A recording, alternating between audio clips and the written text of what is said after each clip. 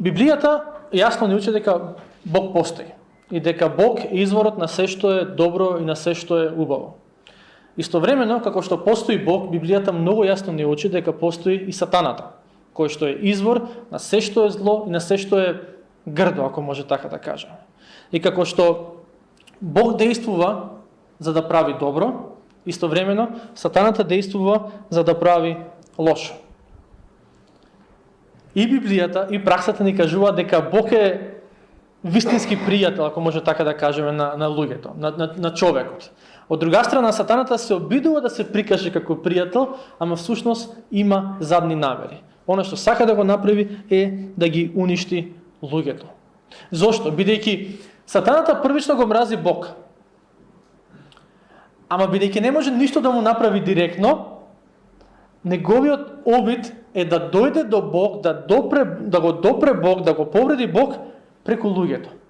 Затоа што нив ким ги уништи животите, бидејќи луѓето се врвот на Божјото создание. И му се мили на Бог. Ти си му мил, ти си му драг на Бог и јас. И бидејќи не може сатаната директно да допре до Бог да го повреди, ќе се обиде тоа да го направи преку тебе и преку мене. Затоа што ќе ни го уништи животот и кога Бог ќе види дека нашите животи се уништени бидејќи некогаш ја следиме волјата на сатаната, а не волјата на Создателот, Бог го боли тоа.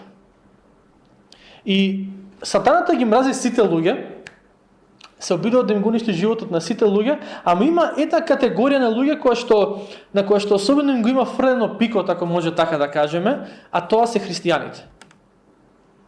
И причините се две.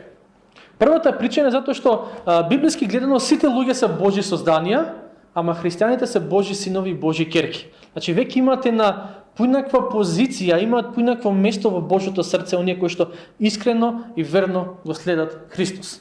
Тоа е првата причина. И втората причина зашто сатаната особено им го фрла пикот на христијаните е затоа што христијаните, кога се искрени, кога се посветени на својата вера и на следењето на Христос, активно работат против неговата агенда, против агендата на сатаната, против неговото царство, против царството на темнината. И кога работи некој против сатаната, против неговото царство, он не седи мирен. Ќе се обиде на било кој начин да му го огорчи животот на тој човек, на таа личност, на тој маж, на таа жена. Така што Бог не повикува да го следиме и треба да го следиме и добро е и корисно е за нас да го следиме и навистина животот кога еден човек почне да го следи Господ, тоа е најблагословениот живот кој што може да го живее, ама исто така треба да бидеме свесни дека тој пат по кој што одиме ќе има бариери кои што се поставени од сатаната. Со цел, он ќе направи се што може за да не тргне од тој пат. Така што ако моментално се соочува со некакви искушенија во животот, со некакви борби во животот, чисто да знаеш дека или се резултат на твои погрешни одлуки, некој пат кој има и тоа, ама ако не можеш да видиш во што си погрешил, во што си погрешила, големи се шансите дека некој сака да те тргне од добриот пат по кој што си тргнал во животот. И затоа денеска, причината зашто го спомнам ова денеска е бидејќи пророкот Илија се најде во една таква слична ситуација, каде што се сеќавате на минатите проповеди. Он повикува оган од небото, Бог праќа оган од небото, после некој време повикува дошт од небото, Бог го благослови народот, после 3,5 години слуша Бог го благослови Израел со дошт и одеднаш криза во неговиот живот. Немој прв пат да има криза во животот, како што ќе се сетите од претходните проповеди. Илија беше многу добро знаеше што значи да има криза во животот, ама сега има една малку потешка, малку поинаква криза и ќе видиме дека не реагираше толку побожно и толку добро како што реагираше претходно. И ова е една многу реална слика за пророкот. Знаете, кога Библијата ни ги опишува оние што ги нарекуваме херои на верата, пророците, апостолите, сите мажи, жени кои што му верувале на Господ, не ги опишува само нивните светли моменти, само нивните добри моменти. Ги опишува и оние лоши моменти, и оние моменти кога не се однесуваат како Божи мажи и како Божи жени. Зошто бидејќи Библијата е реална? Така како што се однесувале луѓето, така ни ја пренесува нивната животна приказна. И доаѓаме до момент во кој што Илија храбриот пророк кој што застана пред илјадници луѓе и ги соочи со нивниот греф, им рече: мора да одлучите кому ќе служите денеска. Човекот кој што повика оган од небото, човекот кој што беше доволно храбар да погуби 450 лажни пророци, човекот кој што се помоли и дожд падна од небото, одеднаш се плаши од една жена.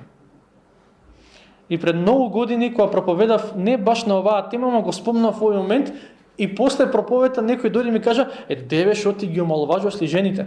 Не е тоа поентата на ова што сакам да кажам. Сакам да кажам дека имаме човек кој што од никого не се плашеше. И одеднаш, бидејќи го изгуби фокусот кој што му беше насочен кон Бог, одеднаш почнува да бега од заканата само на една жена. И ова е многу реален момент. Ќе читаме сега што се случи, ама е многу реален момент, бидејќи и ние некој пат во некои аспекти ќе се покажеме силни и јаки и цврсти во верата, и некој пат на кондиција ќе паднеш, и од некој најмало искушение ќе паднеш на тоа искушение. Од некоја најпроста ситуација ќе се изнервираш и ќе експлодираш. И ми се допаѓа што го има овој дел запишано што ќе го читаме сега, бидејќи уште еднаш повторно и повторно не потсетува дека Илија беше само човек. До сега, за сите проповеди што ги кажавме до сега за неговиот живот, беше цело време го фалиме. Ова направи добро, тоа направи добро, ова направи добро, тоа направи добро. И редно беше Илија да падне. Не дека му се ситам, не дека ми е мило што падна, ама барем ме потсетува овие стихови денеска ме потсетуваат дека како и тебе и како мене, Илија беше човек. Во некои работи ќе прави добро, во некои работи ќе потврди. Значи, Прво Цареви, 19 глава, првите 3 стихови. Таму пишува вака: и Ахав патем кажано, нели е царот на Израел во тоа време, и раскажа на Језавела е неговата сопруга, се што направи Илија и како тој ги уби со меч сите пророци.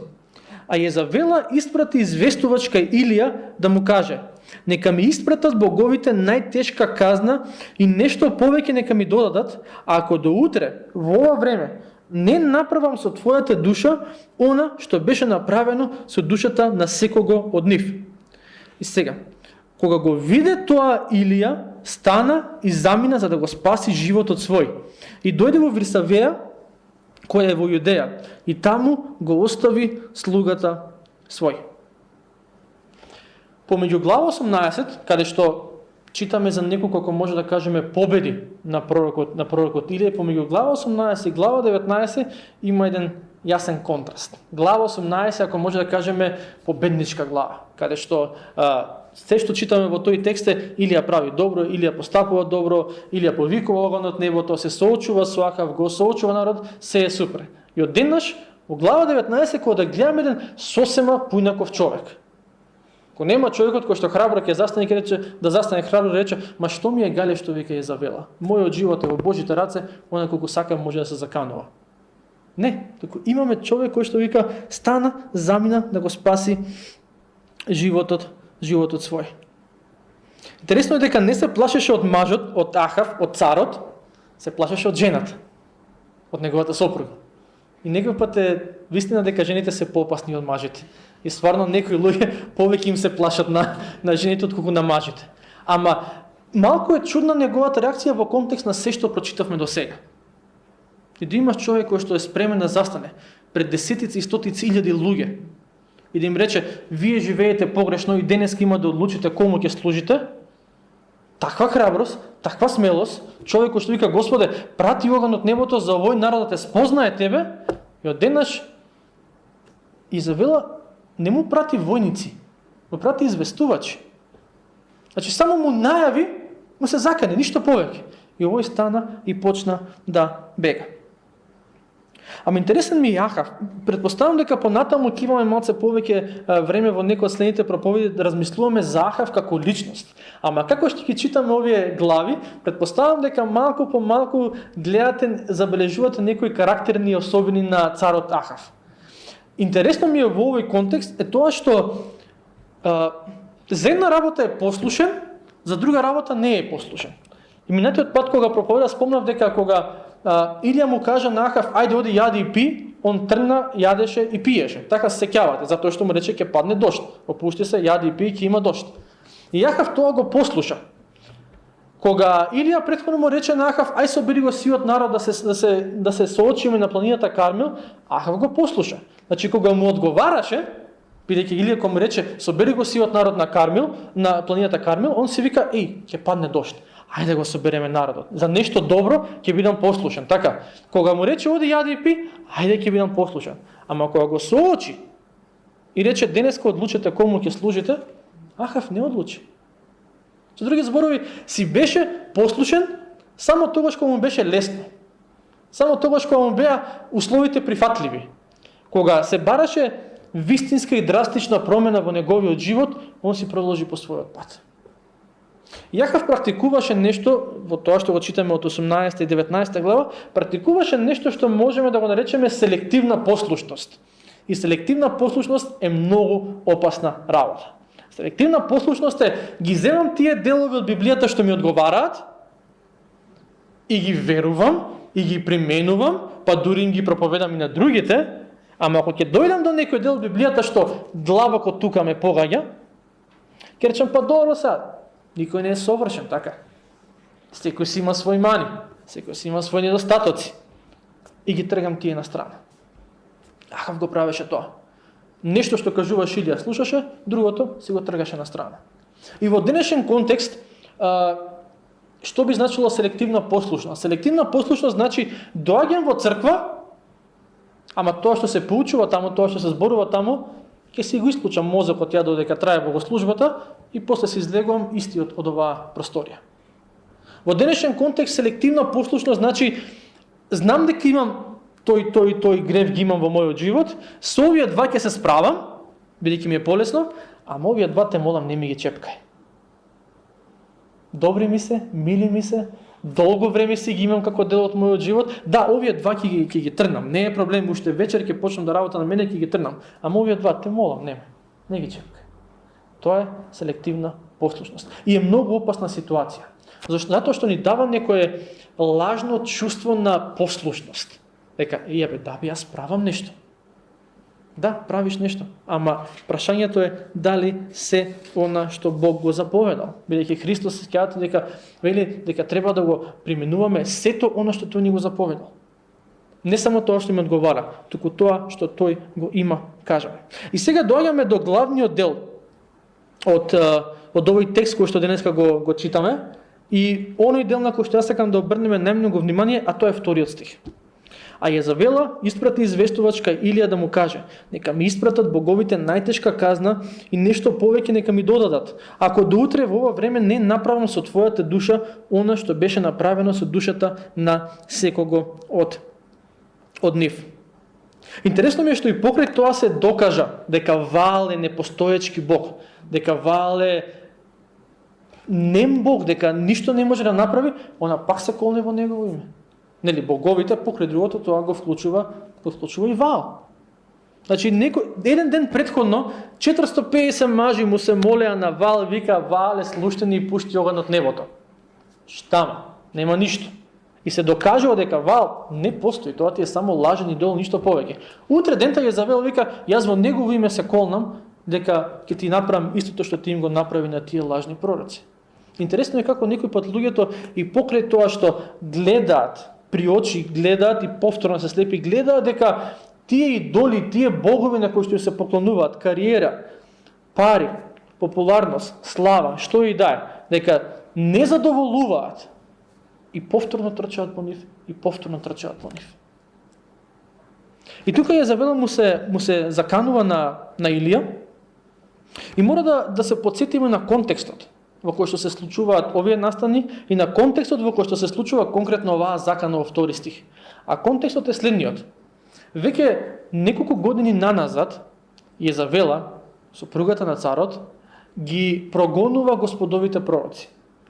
Во 18 глава 4 стих, кога се сеќавате кога Илија се сретна со Авдија, Авдија беше човек кој што кога Језавела ги убиваше Божите пророци, он ги криеше во пештери, им даваше леп, им даваше вода.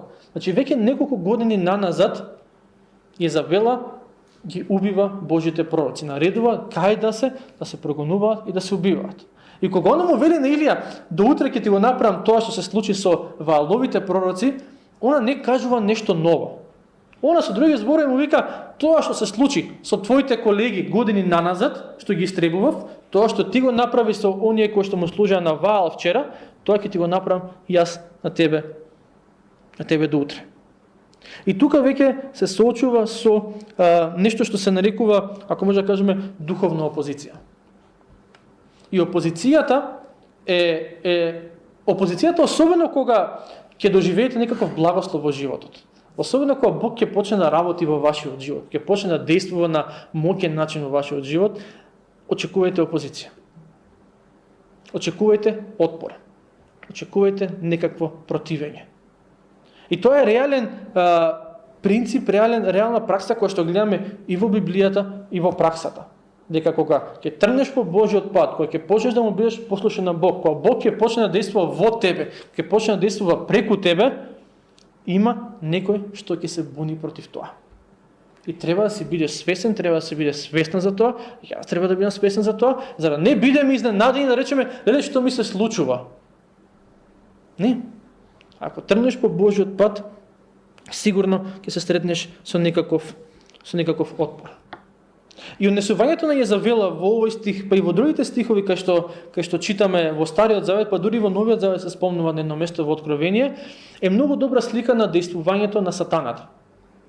Значи не викам дека она е сатанат, ама нејзините дела, тоа што она го прави, е многу добра слика на тоа што сатаната се обидува да го направи со секој еден од нас. Кога Илија повика оган од небото, кога Илија нареди да се закола тие 450 лажни пророци, он направи штета на агендата на Језавела. Он имаше одредена агенда како треба да изгледа Израел, дека треба да биде целиот со лажни науки, со лажни богови и така натаму, и одеднаш он и прави штета. И како што кога ја видел на таа штета, она тргна во контранапад, кога ќе направиш ти одредена штета, ако може да кажеме во царството на сатаната. А таа штета знаеш што може да биде? Може да биде да речеш од денес го следам Христос. Ти му правиш штета и му нарушуваш неговата агенда, му ги нарушуваш неговите планови. Зошто бидејќи он те сака на негова страна? Кога ќе направиш штета во неговото царство, кога ќе отидеш на некој ќе му каже за Христос, кога ќе повикаш некој друг да дојде на тој пат заедно со тебе и да го следите Христос, он нема да седи мирен. И тука ќе зборуваме за нападите на сатаната, за начинот на кој што тој ни врши отпор и ни врши опозиција, ама само сакам да напоменам една работа, дека кога зборуваме за сатаната, кога зборуваме за неговите напади, за неговата опозиција, за неговите отпори, не зборуваме за некој што е посилен од Бог и сега ние заради се тоа треба да се плашим да речеме леле што ќе правиме сега. Не. Оно што е на наша страна е посилен од оној кој што е против нас. И тоа е многу важна работа да ја запомниме секој пат кога се соочуваме со какво било искушение, со каков било отпор и опозиција во животот. Ако веруваш во Бог, ако го следиш, имаш некој што е посилен на твоја страна. И никогаш немој да го забораваш тоа. Кога Језавела му прати известувач на Илија да му каже, да му се закани, мој личен став е дека блефираше. Дека немаше баш намера да го убие Илија. Зошто? Затоа што ако сакаш да убиеш некој човек, ти не му праќаш известувач да му речеш до утре ќе те убија. Ти му праќаш војници средат работата да се вратат дома. Она сакаше да го уплаши. Сакаше оној човек кој што до вчера беше храбар и повика оган од небото и нареди да се захвала 450 пророци, утре дента да биде кукавица. И кога ќе биде кукавица, израелскиот народ нема да има нов духовен водач, добар духовен водач. И само прашање на време кога други валови пророци ќе дојдат, ќе преземат работата и се ќе биде како претходно.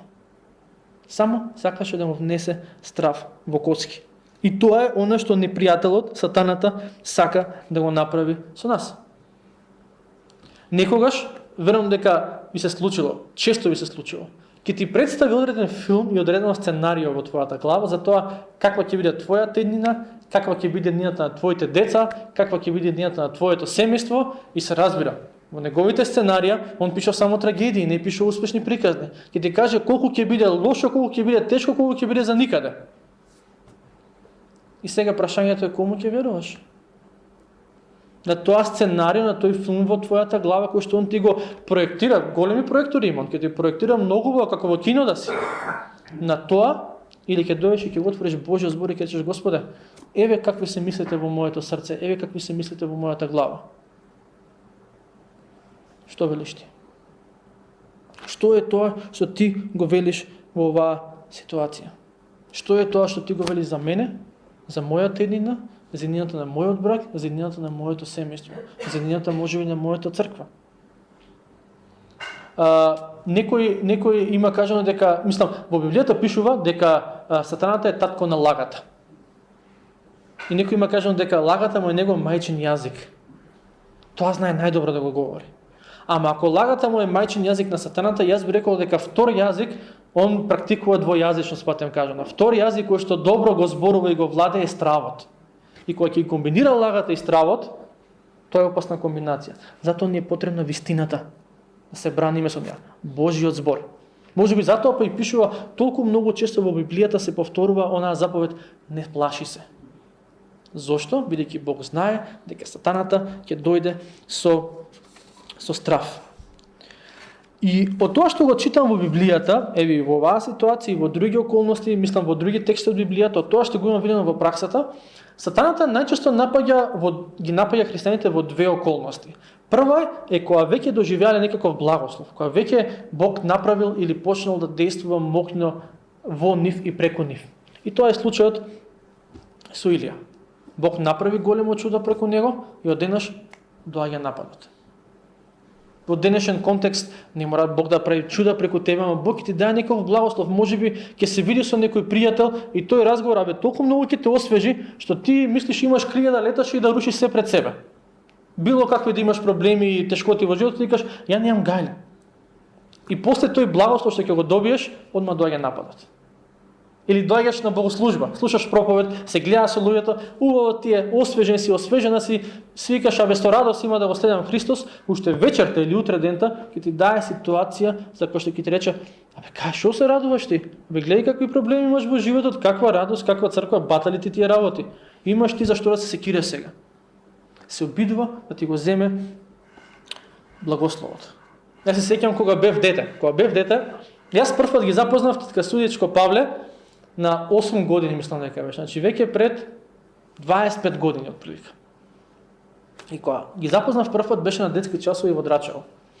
И одам на детски часови во Драчево и ми беше супер. Учи за Господ, се дружиш таму, има интересно и сето тоа. И одеднаш доаѓа ситуација кај што една девојка од мојот клас дојде на тие детски часови и следната недела им кажа на сите дека јас идам на тоа и тоа место да слушам за Господ. И одеднаш почна другарите, ти одиш во сектата, ако 8-9 години има, си знаат децата како да вршат отпор. Ти одиш во сектата, недела, 2-3, јас викам, јас не можам со ова да се борам. И престанав да одам на детски часови. Неколку години јас немав никаков контакт со црквата, зошто? Затоа што попуштив на тој отпор.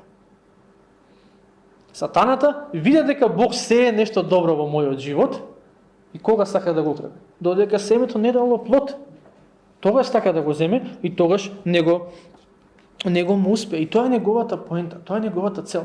Кога Бог ќе ти даде нешто добро, кога Бог ќе ти даде некој благослов, што побрзо да го украде тој благослов со тоа што ќе ти даде причини да се секираш или причини да заборавиш на се што си слушнал до сега и наставно да мислиш само леле тешко мене. Тешко мене во оваа ситуација. Тешко мене за утрешниот ден, тешко мене за следната недела, тешко мене за следниот месец и така натаму. И вторите околности во кои што сатаната исто така напаѓа е кога има предчувство дека нешто добро ќе се случи во твојот живот. Значи се уште не се случило, ама дека си тргнал по некој добар пат во животот. Имате човек кој што вели, некоја личност кој што вели, јас одлучувам да го следам Христос со Божја помош, тоа е патот по кој што ќе одам. И одма ќе биде, ама чекај, сигурен ли си? Немој да забегаш сега по таа верата, религиозен фанатик ќе станеш таму, ќе одиш по црква секој ден дома таму. Опушти се, од време на време Божик вели ден отиди си ти во црква, не е проблем. Ама немој сега ти секоја недела па уште Библија ќе читаш таму на работа. Што ќе рече другите ако слушам дека читаш Библија? Седи си мирен. И некои луѓе потпаѓаат по тој притисок. Некојаш кажеш, сакам да го оставам тој греф од мојот живот. Не си го оставил, се бори со него, ама си одлучил, пресведочен од Божиот свет дух, од Божиот збор, и јас сакам тој греф, тој порок, сакам да го тргнем на страна, не ми треба веќе ми го ништува животот. И доаѓа сатаната и ти вика, како ќе ти биде без тоа? Значи, кога ќе ти биде тешко? Ти не знаеш без тоа да живееш во животот? Тоа е се што знаеш. Немој, не се ја барај бидете. Како со Ахав, селективна послушност. Фати ги другите гревови, чисти ги, а мола, чувај си го за себе. Некојаш ќе сакаш, и ова е, верувајте ми, ова е многу добра промена во животот, која што многу луѓе треба да направат, е да им поставиш граници на другите луѓе во твојот живот. Некој пат ние мислиме дека само затоа што Бог не повикал да ги сакаме другите луѓе, дека ние мора во се да ги трпиме, ние само да ќутиме и да страдаме и тоа е тоа. Некој пат Бог сака да поставиш граници во животот. И кога ќе одлучиш да направиш такво нешто, кога ќе осети сатаната дека доаѓа некоја добра промена во твојот живот, водена од Бог, одма ќе ти врши отпор во силот на, а што ако ти се налутат?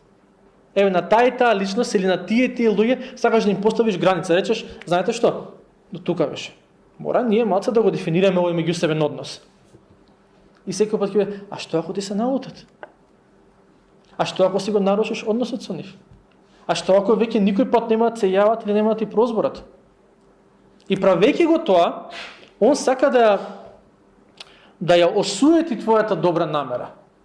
Бидејќи пречувствува дека ќе се случи нешто добро. Во случајот на Илија веќе се случи нешто добро. И Бог имаше и други добри планови за неговиот живот, уште повеќе да го ползува.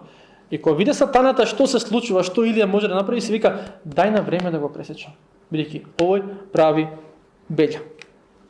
Она што е многу важно е дека ако сме во Христос и за сите оние што се во Христос, немаат потреба да се плашат. Во првото послание на апостол Јован, апостолот Јован 4 глава 4 стих вели: поголем е оној што е во вас од оној што е во светот. Со други зборови, оној што е во вас, Бог кој што живее во христијаните, во искрените следбеници на Христос, е поголем, е посилен од оној кој што ти врши отпор. И ова е вистина која што за жал некој пат ја забораваме. Толку сме внесени во одредена ситуација, во одредена мисла, во одреден страв, што како само тоа да постои, ништо друго. Илија за жал ја заборави ова вистина, дека оној што е на негова страна е поголем и посилен од оној што е против него. И за тоа човекот почна да трча, почна да бега, за да си го спаси својот живот. Поентата е дека Језавела можеше да се заканува колку сака. И она се закануваше. Факт, пишува. Ама последниот збор во животот на Илија го нема Језавела. Го немаше Језавела, туку го имаше Бог. И бидејќи Илија го заборави тоа, одеднаш човекот паничи. Бидејќи можеби за момент си помисли дека оваа жена, што ќе рече она, така ќе биде. Бидејќи со години наназад во Израел така било. Што ќе рече Језавела, така ќе биде. Ама ако си во Христос, Христос ги има последниот збор за твојот живот. Ова е многу важно да го запомниме. Не тоа што го читаш на вестите, не тоа што ќе ти го кажат на доктор како диагноза, не тоа што ќе го помислиш во својата глава како некој трагично сценарио за твојата иднина или иднината на твоето семејство. Ако си во Христос, ако сте во Христос како семејство, Христос го има последниот збор. Ако Христос го има последниот збор за оние што се негови, тој збор секогаш е добар. Тој збор не е трагедија, туку тој збор секогаш е нешто добро и нешто убаво. И во стих 3 пишува: стана и замина за да го спаси животот свој. Што значи дека им поверува на зборовите на Језавела. Мислеше дека стварно ќе се случи тоа. Интересно ми е тоа што претходно, кога имаше некаква криза, Илија чекаше на Бог. Чекаше инструкција од Бог. Значи, ќе има одредена криза и он чека што Бог ќе му каже пред да го направи следниот чекор. Пример, 17 глава 7 стих. Сеќавате дека кога Илија ја најави сушата во Израел, дека имаше суша и Бог му рече: иди кај потокот Керит и таму ја ќе се грижам за тебе. И Бог се грижеше за него одреден период И доаѓа ситуација во која што тој поток пресушува. Илија не паничеше. Чекаше Господ да му проговори, Господ му проговори, го слушна неговиот збор, стана, отиде и постапи како што Бог му кажа. А сега има криза, вика стана и побегна. Не е истиот човек, не е истата реакција. И верувам дека причината зошто побегна е затоа што дозволи некој друг, а не Бог да му дефинира реалноста. Некој друг, а не Бог да му каже еве која ќе биде твојата иднина. Еве што ќе ти се случи. И го изгуби фокусот од Господ. Село дека гледаше на Господ, село дека гледаше на Бог, Илија, ако може така да кажеме, газеше пред себе. Немаше гај. Моментот кога го тргна фокусот од Бог, одеднаш почна да се плаши. Одеднаш почна да паничи. И како што предпоставам забележавте до сега од претходните проповеди, Илија беше доста посветен човек. Значи, со ова што го кажам, не сакам да кажам дека леле ова е за никаде. Туку он си беше посветен човек, беше верен човек. Овие стихови кои што ги читаме сега и тие што ќе ги читаме следниот пат кога ќе зборам на оваа тема, покажуваат само момент на слабост. И покажувајќи момент на слабост, ја верувам дека ние може да речеме па добро, па Илија не беше совршен. Ако Бог можеше да ползува така, на тој начин да ползува несовршени луѓе, па може и од мене нешто да направи. Може и мене да ме ползува. Може и од мене и преку мене да действува. И јас верувам дека сите ние кога тогаш сме се нашли во некоја таква слична ситуација или околност, кај што ти претходно си знаел како да се бориш, ама сега или си преморен, или ти дошло премногу во животот и одеднаш паѓаш, и одеднаш паничиш, и одеднаш не знаеш на која страна да фатиш. И ако си реагирала така некој пат во животот, а предпоставам дека си реагирал така во животот, ти си во добро друштво, ако може така да кажем. Нема Божи човек, Божи маж и Божја жена за кој што читаме во Библијата, кој што не реагирале во одредена ситуација на тој начин, каде што не знаеле што да прават, каде што може би претходно добро се покажале во многу работи, ама сега едноставно како сите нивни штитови да паднале и кога се чувствуваат поразени. Или се чувствуваше делумно поразен во оваа ситуација. Ова е Прво Цареви 19 глава. Во Второ Цареви 19 глава, години после војнаста, има една друга случка, каде што читаме за царот Езекија, јудејскиот цар Езекија. Јудејскиот цар Езекија се најде во една ситуација каде што беше опколен од непријателска војска. И царот на таа непријателска војска, буквално, ако не исто, многу слично му се закани на Езекија. И му кажа дека, не знам дали беше му даде некој рок, ама му кажа дека ќе му го одземе неговиот живот и ќе го одземе животот на сите што се наоѓаат во тој град. И сега пазите разлика помеѓу Илија и помеѓу Езекија. Кога Илија се најде во ситуација да слушне закана, он почнува да бега. Не знам на кај бега, он почнува да бега, тоест пишува да кај бега. Бега некај Вирсавија, која е во Јудеја. Ама кога Езекија слушна таа закана од тој непријателски цар, вика отиде во храмот Божи, клекна и почна да се моли. Едниот бега, другиот се моли. И знаеш, следен пат кога имаш некоја тешка ситуација во животот, следен пат кога ќе се соочи со некаква опозиција, со некакво искушение, со некаков отпор, или ќе реагираш како Илија, или ќе реагираш како Езекија. Трето нема. Или ќе бегаш како мува без глава, не знаеш на кај одиш, или ќе седнеш, ќе почнеш да се молиш, ќе клекнеш пред Бог и ќе речеш: Боже, еве ситуацијата. Тоа го направи Езекија. Езекија буквално отиде во храмот и му рече, кога зборише со Бог, му кажа што тој непријателски цар кажа. Еве Господе што ми вика овој. И Бог му прати збор дека тоа нема да се случи. Дека Бог ќе ги осуети намерите на тој непријателски цар и така е битно. Ако сакаме успешно да се бориме против заканите, против сењето на стравот од страна на сатаната, ќе мора да научиме да клекнеме како Езекија и да речеме: Боже, еве ги кои се мислите во моето срце, еве ги кои се моите стравови за мене, за моето семејство, за луѓето кои што ги познавам, за црквата на која што припаѓам, еве што јас во глава размислувам моментално. Кажи ми ти, која е вистината?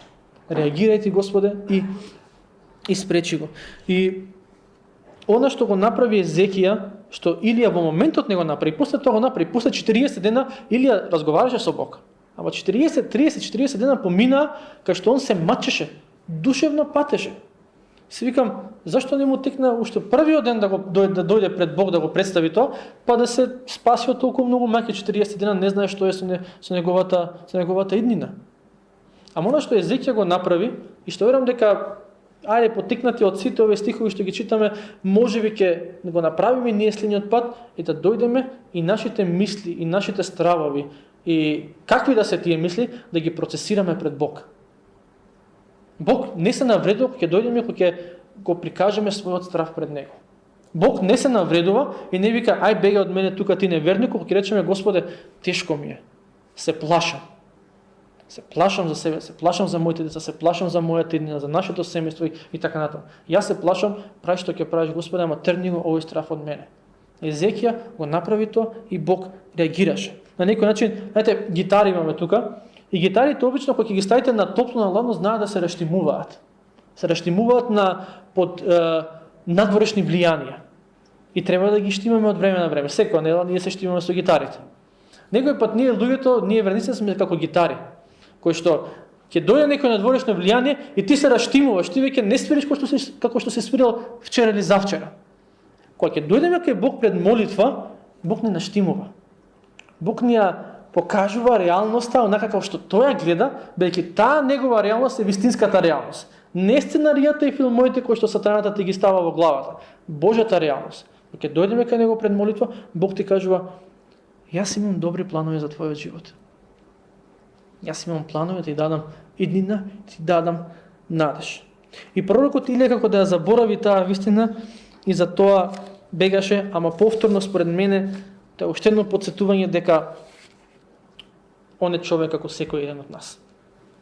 Има еден познат проповедник Чарлс Спрџан кој што коментирајќи го овој стих или овој настан, оваа случка, има кажано дека грешката на Илија е во тоа што се повлече пред непријател кој што веќе беше победен.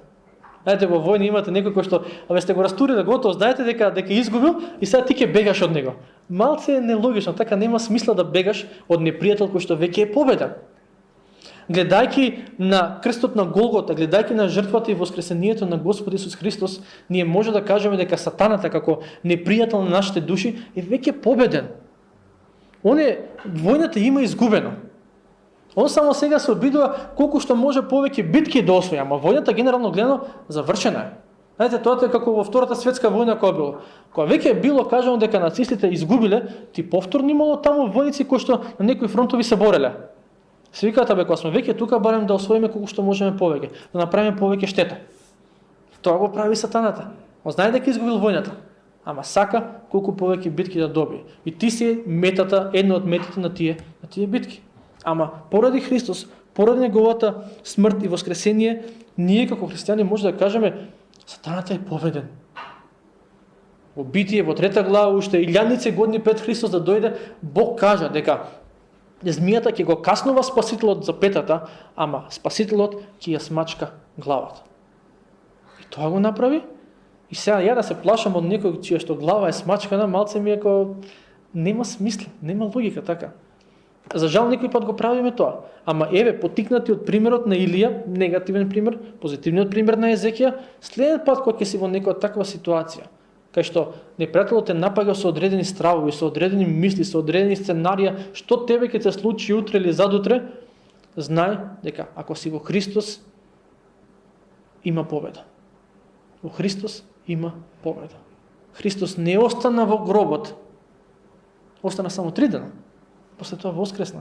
И со тоа го победи сатаната. И затоа во Него, во Христос, имаме сила за нови почетоци. И кога велам имаме сила за нови почетоци, свесни сте дека кога ќе одлучите нов почеток да направите во животот, ќе има отпор, ќе има опозиција. Ама во Христос имаме сила стварно да почнеме од ново. Во Христос имам сила стварно да се ослободам од некои гревови во мојот живот кој што долго време се ги влечам. Без да се плашам како ќе ми биде животот без тие гревови. Супер ќе ти биде, како ќе ти биде. Ако Бог ти каже дека ќе биде добар животот без тие гревови, без тие пороци, па се разбере дека ќе биде така. Зарем лаже Бог? Во Христос имам сила да им поставам на другите граници и да не се плашам што ќе мислат, но што сакаат нека мислат. Мене ми е важно моето духовно здравје и важно ми е духовното здравје на луѓето околу мене. Во Христос имаме сила за нови почетоци. Поради Христос не мора да бегаме. Поради Христос можеме да застанеме цврсто и да речеме крајниот збор во мојот живот го нема сатаната. Крајниот збор во мојот живот го има оној на кого јас припаѓам. Оној на кого јас му верувам, оној кого јас го следам. А тоа е Христос.